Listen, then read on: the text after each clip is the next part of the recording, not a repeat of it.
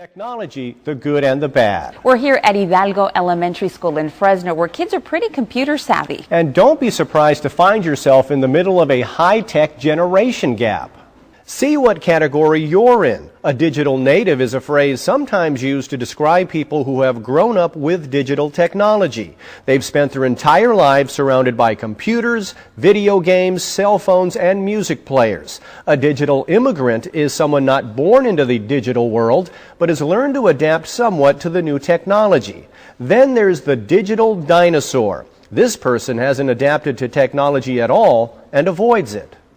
The so-called MySpace generation can easily chat online or text using the latest cell phone, but in some cases that can actually lead to a communication breakdown. I can't live without my cell phone. It's kind of hard, like I communicate with friends and stuff. You have to make more of an effort because with all this new technology it kind of draws them away from the family.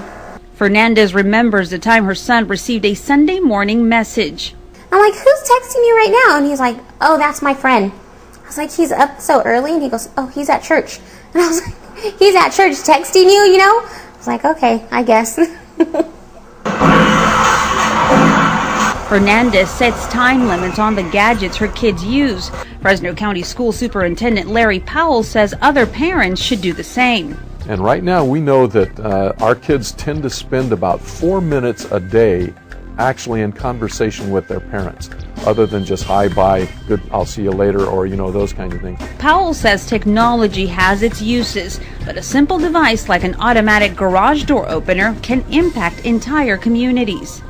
I don't have to see my neighbors anymore because I press a button and I drive into my house and I close the door after me, and I don't have to relate to neighbors. Of course, this generation of digital natives will say technology like cell phone texting can make it easier to communicate, like the time AJ Sandoval got into a disagreement with a friend.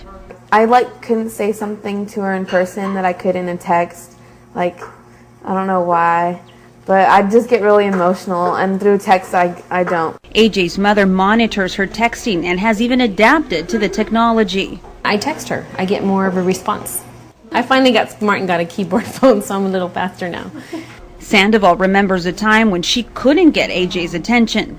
So she hands me her phone, and it was a flip phone. There, you're not on the phone anymore. While you don't have to put the brakes on the information superhighway entirely, you may want to think about pulling over and having face-to-face conversations.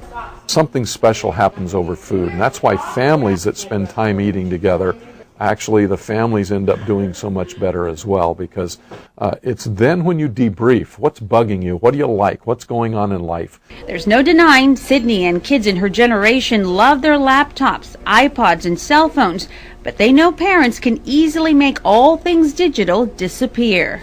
I could only be on the computer for a half hour, and then I have to get off and do whatever I have to do.